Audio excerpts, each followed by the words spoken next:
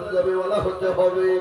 ও মুসলমান, কিন্তু এমন সভাপতি এমন এমন জায়গায় হয় জীবনে নামাজ পড়ে না, মুখে দাড়ি নাই, কোনো চুল নাই, কিন্তু টাকা আছে, মাল আছে, মাল বুঝেন না।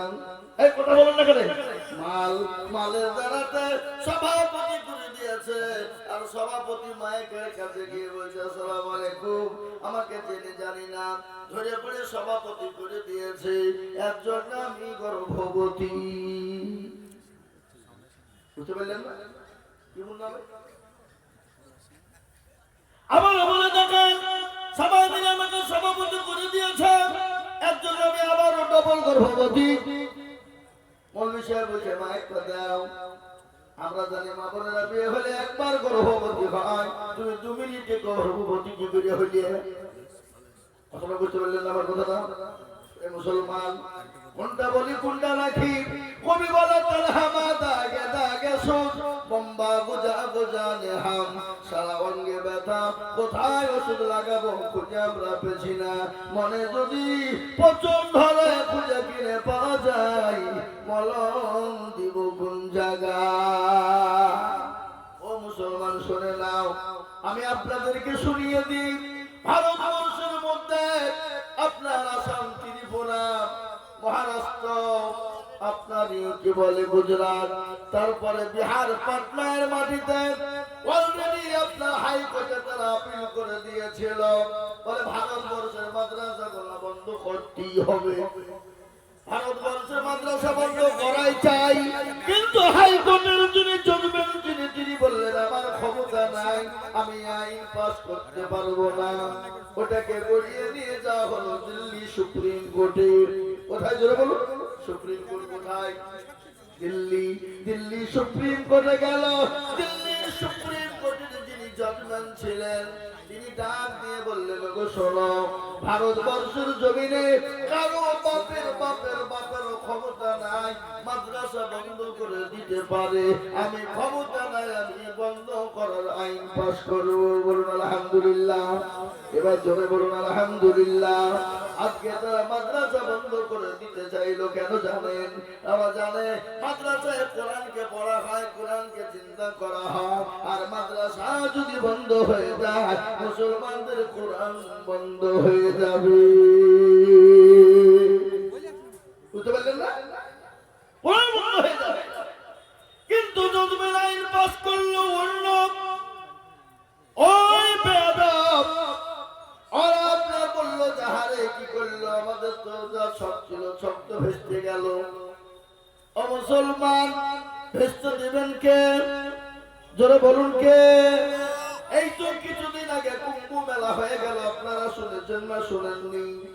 লক্ষ লক্ষ মানুষ, সেই দিন তারা ঘোষণা করলো, কুম্ভ মেলা থেকে ঘোষণা দিয়ে বলল মুসলমানদের আমরা এখান থেকে বেরিয়ে 42,000 মসজিদকে ভেঙে তছনছ করে আমরা মন্দির তৈরি করব।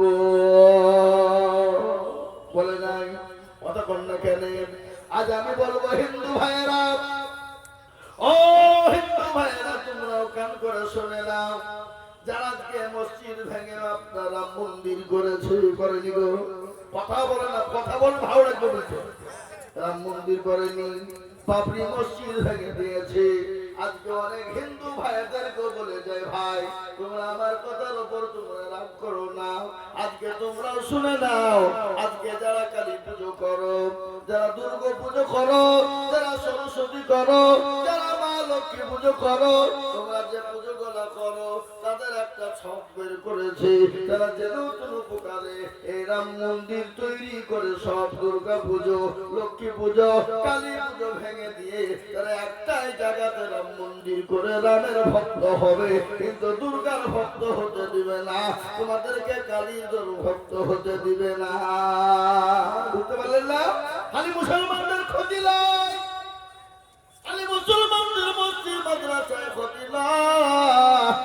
ও মুসলমান গো, দুর্গা পূজা যারা করে তাদের ক্ষতি, কালী পুজো যারা করে তাদেরও ক্ষতি, যারা মা লক্ষ্মীর পুজো করে তারাও ক্ষতি, যারা কি সরস্বতী করে তাদেরও ক্ষতি। ওরা মনে করছে আমাদের ভালো হবে না, তোমাদের সব ভেঙে দিয়ে তারা একটা রাম মন্দির করতে চায় এবং রাম মন্দির করে তোমাদের সবগুলোকে শেষ করতে চায়। চাই না চাই না ধরে বলুন। আমি আপনাদেরকে বলতে চাই বন্ধু, ও নিশিপুরের মুসলমানেরা, হরিহার পাড়ার মুসলমানেরা, ভালো করে কান করে শুনে নে। তারা যখন মাদ্রাসা বন্ধ করতে পারলো না, তাদের মাথায় বুকায় ক্যালবেল করতে শুরু করে দিয়েছে বাবা। তারা বললো যখন মাদ্রাসা বন্ধ হলো না, তারা একটা ছক তারা তৈরি করলো। কি ছক? কি ছক তৈরি করলো বলে দেখে আপনারা জানেন? আপনারা অকাম সম্পত্তি, মুসলমানদের অকাম সম্পত্তি যেন কোন প্রকারে কেড়ে নিতে হবে। আমি বলবো আমাদের দেশের মাননীয় প্রধানমন্ত্রী, ও আমাদের দেশের মাননীয় স্বরাষ্ট্রমন্ত্রী, ও আমাদের দেশের রাষ্ট্রপতি, আমি আপনাদেরকে বলতে চাই, আজকে তো অনেকের অকাম সম্পত্তি আছে, খ্রিস্টানদের অকাম সম্পত্তি আছে, হাত দেন না কেন? বৌদ্ধ ভাইদের অনেক অকাম সম্পত্তি আছে, হাত দেন না কেন? অনেক হিন্দু ভাইদের অকামের মাল আছে, কেন হাত দেন না? মুসলমানদের অকামকে কেড়ে নিতে চান কেন? আমাদের বোঝা সারা হয়ে গেছে, মুসলমানদের অকাম কেড়ে নিয়ে মুসলমানদেরকে দেশ থেকে তাড়িয়ে দেওয়ার একটা ছলনা। আর এটা শুনলেন, আমার কথা আপনারা বুঝতে পারছেন না? পাচ্ছেন না? কষ্ট হচ্ছে না তো? আপনারা হয়তো কষ্ট করতে পারছেন নাকি, রাগ করছেন নাকি? আমার কত বলবো মনে হচ্ছে এটা ধমক মাঝে মাঝে ঝাঁপছি তো, তোমরা ওরকম রাগ করে হয়তো উঠিয়েছিলে তো। এটা বাপরে সে ধমক লাই, এটা মহাব্বতের ধমক। বাপটা ছেলেকে ভালোর জন্য শাসে না খারাপের জন্য, জোরে বলুন ভালোর জন্য কিনা? আমি আজকে মুসলমান, আমি মুসলমান হিসাবে, আমি একজন আলেম, আমি একজন মৌলভী সাহেব হিসাবে, আপনারা মুসলমান, আমি মুসলমান। আজকে আপনাদেরকে এটা বোঝানোর চেষ্টা করছি কিনা জোরে বলুন। এটা আপনারা শুনেছেন, অনেকেই শুনেছেন, তারপরও আজকে আমি আপনাদের কাছে এটা বলতে চাই, ও যুবকের দলেরা, তোমরা আজকে তো ফ্রি ফায়ার আর পাবজি গেম নিয়ে পাগল। তোমরা এটাও জানো ফ্রি ফায়ার আর পাবজি গেম খেলো যারা, তারা বলো আপনার ওই ইহুদি নাসারাদের দলের ভক্ত। তারা ভক্ত, তারা জালসা চলছে, আর জালসার প্যান্ডেলে বসে বসে গোল হয়ে বসে শুরু করতে আরাম কর। এরকম আছে না? জোরে বলুন হয় কিনা? মুসলমান, একটা ঘটনা শুনেলেন, আজকে ওকাম সম্পত্তি কোথা দিয়ে কাজটা যদি মুসলমানদের কেড়ে নেয়, আইন পাস করে ফেলে, আইন যদি লাগু করে ফেলে, আজকে পার্লামেন্টের ঘটনা আপনাদেরকে আজকের বলি, আজকে এই ওকাম বিল পাস করতে গিয়ে অনেক ঝামেলা হয়ে গেছে, সংসদের মধ্যে লড়াই শুরু হয়েছে। আজকে খালি ওরা নাই, আমাদের পাশে অনেক হিন্দু ভাইরা আছে, কি আছে না জোরে বলুন? আমাদের পাশে অনেক হিন্দু ভাইরা আছে, আমাদের পাশে অনেক শিখ ভাইরা আছে, আমাদের পাশে অনেক খ্রিস্টান ভাইরা আছে, আমাদের পাশে অনেক বৌদ্ধ ভাইরা আছে। এটা রাজনীতির খেলা। কিসের খেলা জোরে বলুন? রাজনীতির খেলা। আমাদের পশ্চিমবঙ্গের একটা নেতা, নাম করব না, আমি গত পরশুদিন তার বাড়ির গুড়িতে জালসা করে এলাম। গত পরশুদিন আমি ছিলাম দীঘা কাঠিতে জালসা, গত পরশুদিন ছিলাম, আমি ওর বাড়ির কান্তায় জালসা করে এলাম, বলে এলাম এটা রাজনীতির খেলা, এটা হিন্দু মুসলমানের খেলা নয়। আজকে হিন্দু মুসলমান করে ডিভাইডেড করে এটা রাজনীতিতে তারা লাভ করার চেষ্টা করতে চাইছে, লাভ করতে চাইছে, মুখ্যমন্ত্রী হতে চাইছে। কি বুঝেন আপনারা বলুন? ঠিক না বেটি জোরে বলুন? কিন্তু আমাদের দেশের পশ্চিমবঙ্গের হিন্দু ভাইয়েরা অত বোকা লয়, অত পাগলা লয়, ওরা বুঝে ফেলেছে তোমার রাজনীতি আমরা ধরে ফেলেছি। তুমি মুসলমানের বাড়িতে গরুর গোশ খাও আর আমাদের সামনে এসে পাইতারা করো।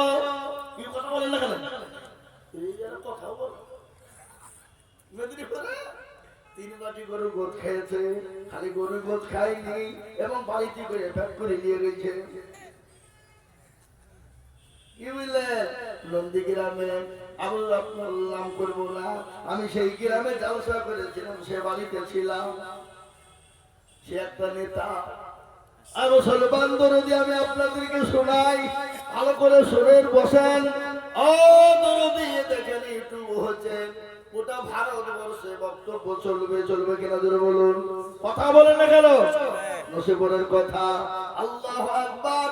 আজকে শুনলেন খোদার কাছে যদি তারা অকাব্যকে যদি ক্রস করে ফেলতে পারে, আপনার ইবাদত, আপনার বندگی, আপনার ধর্ম কর্ম সমস্ত জড়িয়ে আছে, সব জড়িয়ে আছে ওই অকাবের সাথে। আপনি মসজিদে আযান দিতে পারবেন না, মসজিদে নামাজ পড়তে পারবেন না, আপনার বাপ যদি মারা যায় আপনি মাটি দিতে পারবেন না, কবর করতে পারবেন না। এখান থেকে আপনাদের লোকাল থানায় মেসেজ করবেন, লোকাল থানা থেকে বহরমপুর যাবেন, বহরমপুর থেকে কলকাতা হাইকোর্টে মেসেজ করবেন, কলকাতা হাইকোর্ট থেকে আপনাকে দিল্লি সুপ্রিম কোর্টে পাঠাতে হবে। দিল্লি সুপ্রিম কোর্ট যদি আপনাকে পাস করে দেয় তবে আপনি আপনার বাপকে মাটি দিতে পাবেন, নচেত আপনি মাটি দিতে পারবেন না। কিন্তু আমি বলি আমরা মুসলমান পৃথিবীর কাউকে ভয় করি না, একমাত্র যদি ভয় করে তাকেই করি। তিনি কে একবার চিনিয়ে বলুন, আর তো চিনিয়ে বলুন, তিনি হলেন আল্লাহ। মুসলমান যদি কারো কাছে মাথা নত করে একমাত্র আল্লাহর কাছে করবে, কারো কারো কাছে করবে না। ঠিক না বলি জোরে বলুন। মুসলমান জীবন দিতে জানে। কেন মুসলমানরা এটা জানে? আমরা যদি বলে যাই ইসলামের জন্য তাহলে শহীদ হয়ে যাব, আর যদি আমরা বেঁচে যাই তাহলে আমরা গাজী হয়ে যাব। কিন্তু মুসলমানদেরকে লেড়ো না, মুসলমানদেরকে লেড়ো না। কেন না? গোটা পৃথিবীর জমিনে মুসলমানদেরকে লেড়ে কেউ কোনোদিন শান্তি পায়নি। আজকে ভারতবর্ষে যদি মুসলমানদেরকে লাড়ো, মুসলমানদের মসজিদ আক্রমণ করো, মুসলমানদের মাদ্রাসা কোরআনের আক্রমণ করো, আমার আল্লাহ একজন আছে, তিনি কিন্তু ছেড়ে দেবেন না। খেলোনা সমাজকার হামেं না বরবাদ করনা, হাম কিসি কো বলি হুই হ্যায়। আমাদেরকে খেলার পুতুল মনে করো না, আমাদের একজন স্রষ্টা আছেন, তিনি কে চিনিয়ে বলুন। কে তিনি? তিনি হলেন আল্লাহ। আল্লাহ আছে না মরে গেছে? আল্লাহ আছে না মরে গেছে? আল্লাহর শক্তি কমে গেছে? আল্লাহ কি বুড়ো হয়ে গেছে? না না না, আল্লাহ ছিল, আছে এবং কিয়ামত পর্যন্ত থাকবে।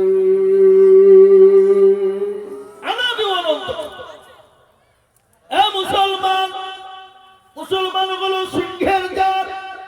জঙ্গলে অনেক পশু থাকে, কিন্তু আমাদের দেশে রয়্যাল বেঙ্গল টাইগার আছে না? কথা বল না কেন? জঙ্গলের জাতীয় পশু, জাতীয় পশুর নাম হলো রয়্যাল বেঙ্গল টাইগার, নাকি গো?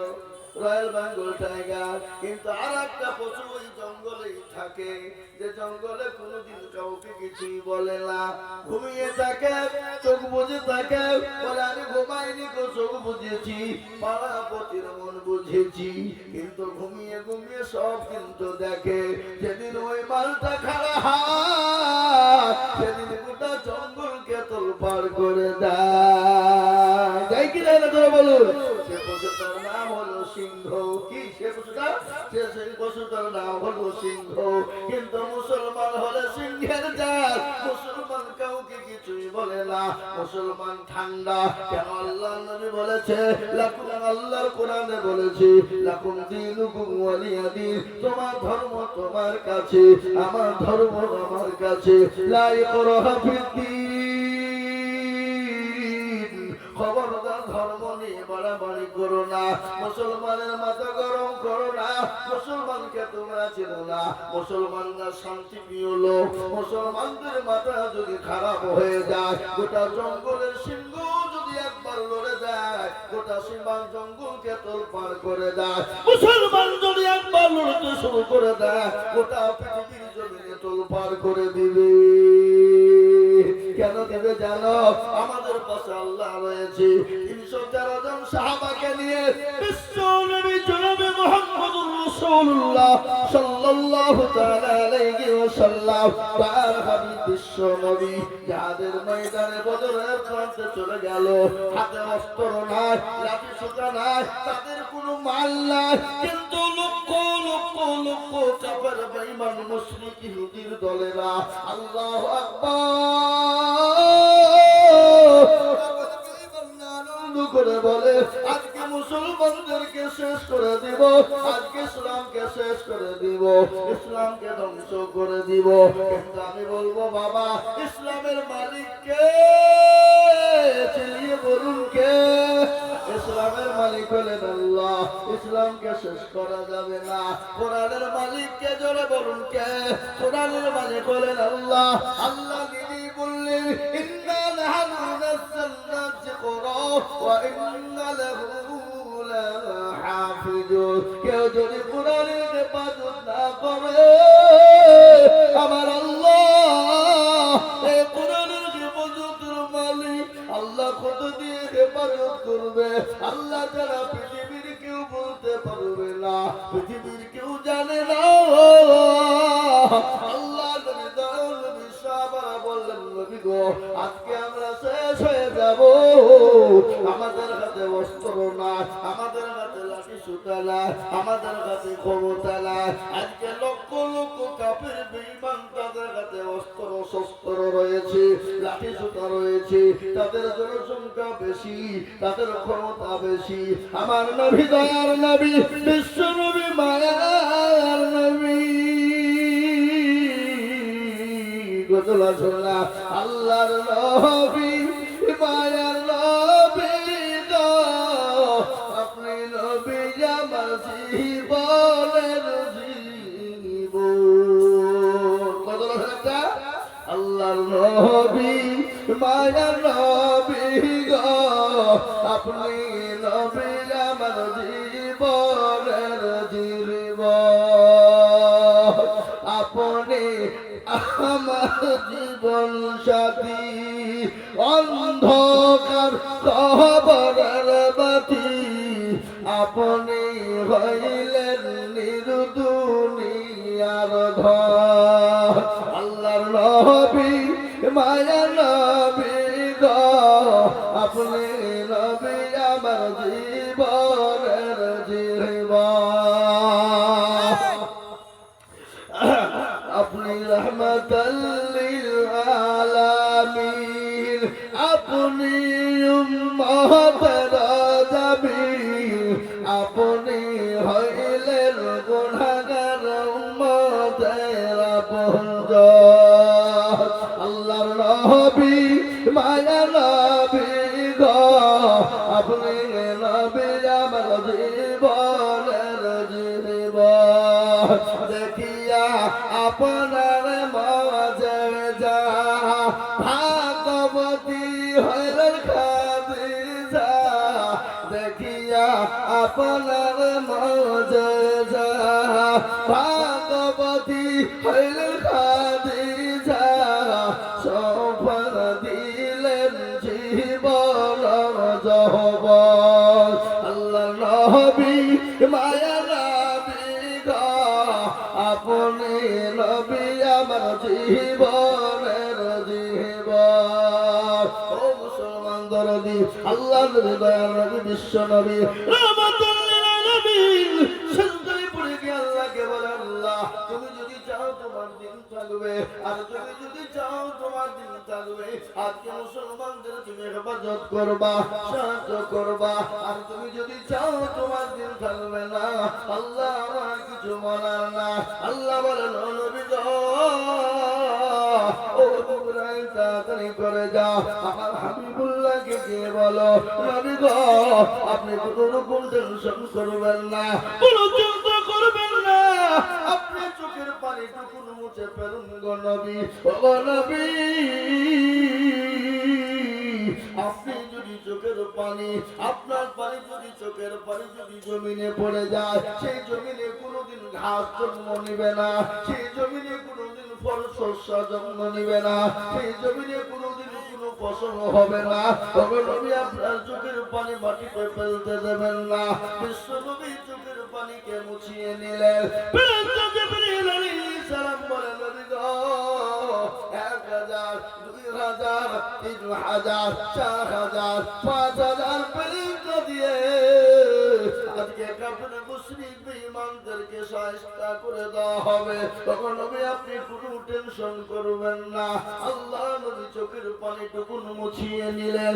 বিশ্ব নবী চোখের পানিটুকু যখন মুছা হয়ে গেল, আল্লাহ নবী বলেন সাহাবারা রে তোমরা কোনো টেনশন করবে না, চলো যাদের ময়দানে ঢুকে যাও। আজকে ইসলামের দামামা বেজে যাবে, ইসলামের কলমার দামামা বেজে যাবে। আজকে বেঈমান কাফের মুশরিকের দলেরা, লক্ষ লক্ষ কাফেরের দলেরা 313 জন সাহাবার কাছ থেকে পালিয়ে গেল। আজ আমি বলতে চাই ও মুসলমান দরদিগণ, আজ বেঈমানেরা কোরআনকে মিটিয়ে দিতে চাইছে, ইসলামকে মিটিয়ে দিতে চাইছে, মুসলমানদেরকে মিটিয়ে দিতে চাইছে, মুসলমানদেরকে ধ্বংস করে দিতে চাইছে। তারা পারবে না। কেন পারবে না আপনারা জানেন? ফেরাউন পারেনি, নমরুদ পারেনি, আবু জাহেল পারেনি, আবু জাহেল পারেনি, আবু লাহাব পারেনি, উতবা পারেনি, শাইবা পারেনি, মুগীরা পারেনি। এই যুগের বেঈমান তারাও কোনদিন কিয়ামত পর্যন্ত ইসলামকে মিটাতে পারবে না, কোরআনকে মিটাতে পারবে না, মুসলমানদেরকে মিটিয়ে দিতে পারবে না। আপনার হাতটা উঁচু করে দিয়ে আমার আল্লাহর কাছে দেখিয়ে বলুন ইনশাআল্লাহ। নামিয়ে দেন হাত, তারা কি কিন্তু তুলে না। ওরা মনে করছে যে মুরগি আদায় করবে, হাত তুলতে বলছে। এভাবে এরকম যদি তার হয়, জানতে হবে তার ইমানের বড় গোলমাল, ইমান বড় দুর্বল। মুসলমান তারা হাতটা তুলে তুলে তুলে জিতে গেল, যারা তুলতে পারল না তারা কাল পরকাল ঠকে গেল। ওরা মনে করবে মৌলবি দেখতে পাবে না, কিন্তু যেটা মৌলবি দেখে না সেটা দেখে কে? যেটা কেউ জানে না সেটা জানে কে? যেটা কেউ বুঝে না সেটা বোঝে কে? সবাই বলে আমি ভালো, আমি জানি কি আমার মনের গোপন খবর জানে আল্লাহ জি। আলোতে আধারে নির্জনেতে কথা কি করেছ তুমি সব জানে সে। চোখে থেকে যাবে না পাখি, আমি জানি কি। ও মুসলমান গো, সকলের কাছে পাখি দেওয়া চলবে, আমার আল্লাহর কাছে পাখি দেওয়া চলবে না। তাই যারা হাত উঠিয়ে দিয়েছেন কামিয়াবি হলেন, যারা হাত তুললেন না তারা আপনার হেরে গেলেন। তাই আমি আর একবার বলবো ইনশাআল্লাহ বেঈমানরা যতই চেষ্টা করুক না কেন ইসলামকে মিটিয়ে দিতে পারবে না, কোরআনকে মিটিয়ে দিতে পারবে না। আর একবার হাত উঁচু করে দেখাবো, ডানে বায়ে পিছনে সামনে উপরে নিচে। আমি একবার তাকবীর দিব, আর তাকবীর দেওয়ার সঙ্গে সঙ্গে হাতটা তুলে দিবেন। এই মজলিসে আছে যত মুজাহিদ বীর,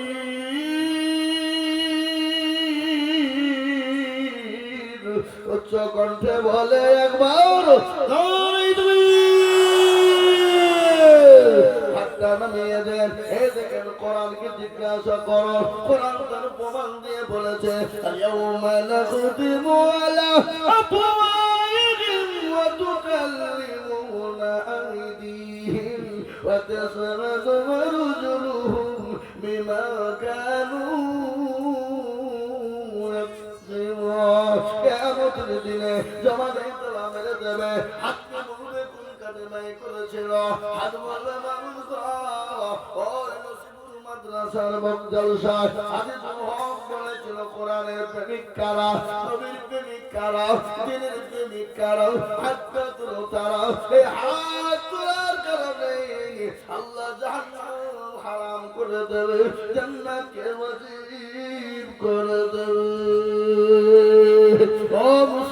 আজ আমি আপনাদেরকে বলতে চাই, আমি আপনাদেরকে যে বয়ান শোনাতে চাই, আল্লাহর কোরআনের সঙ্গে দুশমনি করবে যারা, আল্লাহ তাদেরকে দুনিয়ার জমিনে বরবাদ করে দেবে। এ কোরআনের কত দাম, কোরআনের কত মান, এ কোরআনের কত মর্যাদা আপনারা শুনলেন। একবার প্রতিযোগিতা হয়েছিল ইংল্যান্ডের মাটিতে, প্রত্যেকটা ধর্মের মানুষকে বলা হয়েছিল তোমাদের ধর্মগ্রন্থ থেকে 10 মিনিট করে তোমাদের প্রত্যেকটা ধর্মের মানুষ শোনাবা, তার জন্য তোমাদেরকে পুরস্কার করা হবে, পুরস্কৃত করা হবে। কিন্তু একজন জাজমেন্ট রাখা হলো খ্রিস্টানদের জাজমেন্ট, কিন্তু জাজমেন্ট হলো জাজমেন্ট বুঝেন না আপনারা, বিচারককে বসানো হলো, শুনতে ভালো লাগবে তাকে পুরস্কৃত করা হবে। মুসলমান শুনলেন এ কোরআনের কি মজা, এ কোরআনের কত মূল্য, এ কোরআনের কত দাম, এ কোরআনের কত ক্ষমতা। সমস্ত ধর্মগ্রন্থ থেকে 10 মিনিট করে শোনা, আর বিচারক যিনি ছিলেন জাজমেন্ট, তিনি সঙ্গে সঙ্গে সুইজি টিপন দিয়ে দেয়। আর মুসলমানদের নেতা, মুসলমানদের ধর্মগুরু, মুসলমানদেরকে শোনানো হলো, ও মুসলমানেরা তোমাদেরকে 10 মিনিট টাইম দেওয়া হলো, তোমরা তোমাদের ধর্ম কিতাব থেকে শোনা। সর্বশেষ যিনি আসলেন কোরআন শোনানোর জন্য, তিনার নাম হলো কারি আব্দুল বাসির, যিনি মিশরের মাটিতে বাড়ি। বাবা কারি আব্দুল বাসিরকে দেখা হলো, 10 মিনিটের মধ্যে 2 মিনিট চলে গেল, 8 মিনিট বাকি আছে। মুসলমানদের মাথা নত হয়ে গেল, হায় রে কি হইলো, কি হইলো, 10 মিনিটের মধ্যে 2 মিনিট খেয়ে নিল। 8 মিনিট কাকে নিয়ে এসেছিস, কোন মৌলবি নিয়েছিস, খামাখায় এটা আমাদের মান সম্মান চলে না। তাহলে আব্দুল বাসির আরো 2 মিনিট খেয়ে নিয়ে 4 মিনিট চলে গেল। মুসলমান বলে আর আমাদের বাঁচার উপায় না, আমাদের ধর্মগ্রন্থ আজকে নিচু হয়ে যাবে, আজকে মুসলমানরা নিচু হয়ে যাবে। মুসলমান ইংল্যান্ডের মাটিতে 6 মিনিট সময় নিয়ে কারি আব্দুল বাসির শুরু করে দিল, আউযুবিল্লাহ বিসমিল্লাহ বলে যখন শুরু করে দিল, সূরাটা পড়া হয়েছিল আর কিয়ামতের ময়দানে আমার আল্লাহ যে সূরাটা পড়বে সে সূরাটার নাম হলো আর রহমান। আর রহমান আল্লামাল কুরআন খলাকাল ইনসান আল্লামাহুল বায়ান। আছে না নাই? কথা বল না কেন? আছে না নাই? সূরা রহমান 27 পারার ভিতরে এই কারি আব্দুল বাসিরকে বলা হলো, ও কারি আব্দুল বাসির গো শোনাও, তুমি শোনাও। তিনি যখন শুরু করে দিয়েছেন 20 মিনিট হয়ে গেল, 35 মিনিট হয়ে গেল, 40 মিনিট পার হয়ে গেল, 1 ঘন্টা হয়ে গেল, 1 ঘন্টা হয়ে গেল, 1.5 ঘন্টা পৌঁছে গেল। সমস্ত ধর্মগুরুরা ডাক দিয়ে বলে, ও বিচারক সাহেব, ও জাজমেন্ট সাহেব, আমাদেরকে 10 মিনিট করে সময় দেওয়া হলো, আর মুসলমানের কিতাব থেকে 1.5 ঘন্টা হয়ে গেল, তারপরও লাল বোতামে টিপ পড়ে নাই কেন? আপনার বিচার হবে, আপনাকে আসামির কাঠগড়ায় দাঁড় করানো হবে।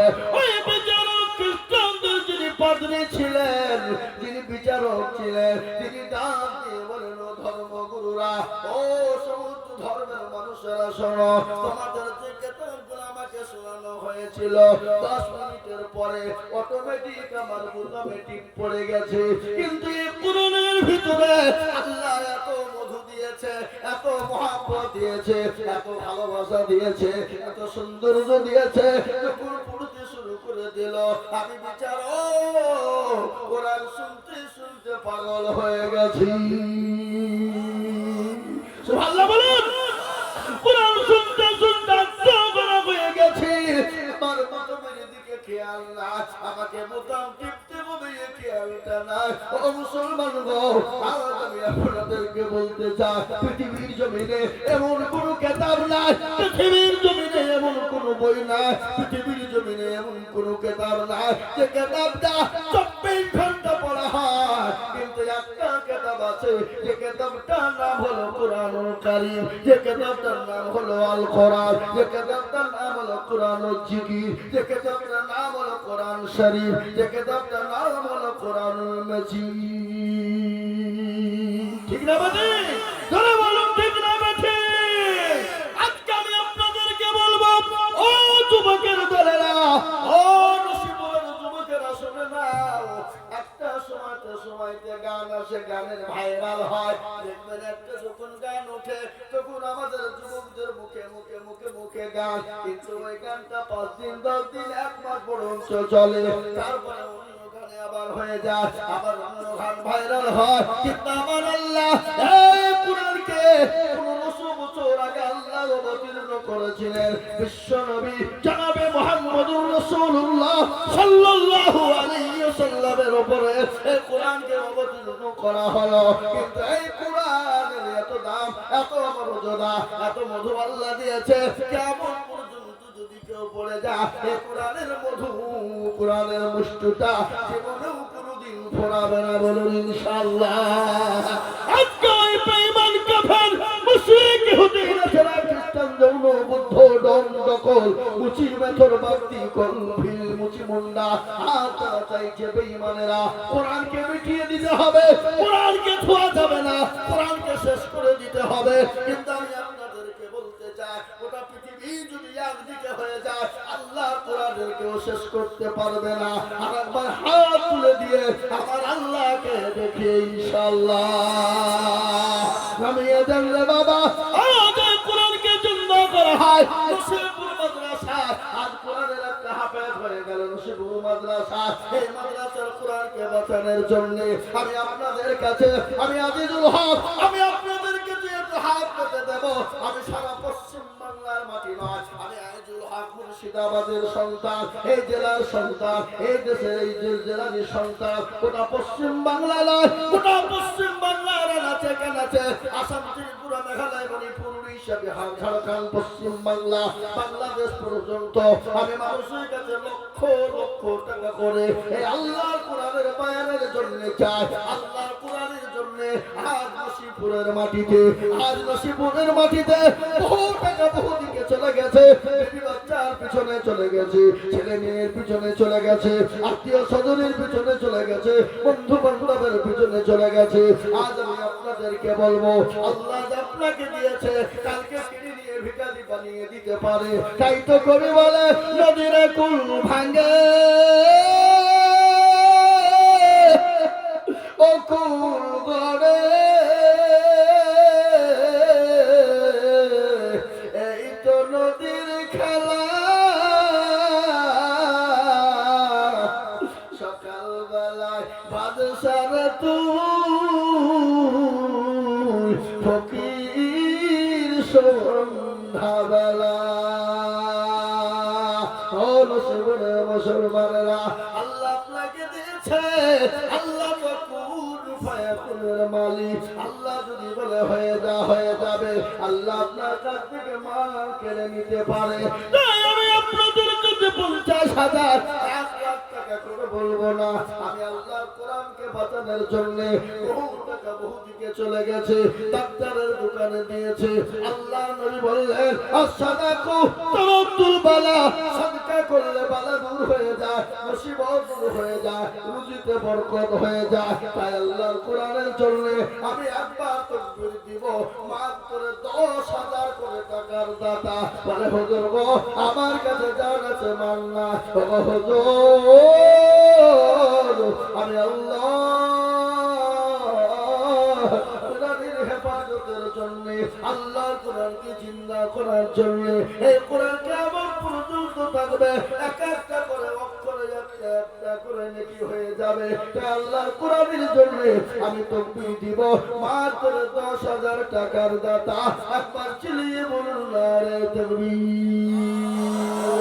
একজন দরদি গো কালিমার পিছনে সামনে সর্বপ্রথম 10,000 টাকা একটু হাতটা তুলে দিয়ে বলবে আল্লাহ কোরআনের জন্য আমি চেয়েছি বাবা, আমি আজিজুল হক, আমি আমার জন্য চাইনি, আমি আল্লাহর কোরআনকে জিন্দা রাখার জন্য, আল্লাহর কোরআনকে মজবুত রাখার জন্য আমি সর্বপ্রথম 10,000 টাকা চেয়েছি। আমি আপনাদেরকে বয়ান শোনাবো, বক্তব্য শোনাবো। আমি আজিজুল হক, আমি যদি আপনাদেরকে বয়ান শুনিয়ে দিই একটা মানুষ উঠবেন না এটা আমি জানি, কিন্তু বাপজি খালি বয়ান শোনাতে গেলে হবে না, আল্লাহর কোরআনকে জিন্দা রাখার জন্য একটু কালেকশনের প্রয়োজন রয়েছে। তাই আমি সর্বপ্রথম বলবো আল্লাহর কোরআনের জন্য 10,000 টাকা। কোন দুরুদি মুসলমান আছে একটু হাতটা উঁচু করে দিয়ে বলুন ইনশাআল্লাহ। দেখেন বাপজি কে গো, কি নাম? আব্দুল সত্তার সাহেব। এ দেখেন একজন, আল্লাহুম্মা আমিন। দেখেন একজন, এনার ছেলে হাফেজ হলো মাশাআল্লাহ। কোথা বাড়ি গো বাবা? এখানে কাজীপাড়া। এ দেখেন কি নাম? আমানুল হযরত। আপনি তো বড় ভাগ্যবান, আপনার ছেলে আজকে কোরআনের হাফেজ হয়ে গেল। ঘটনাটা বলে দিন, না বললে হয় না।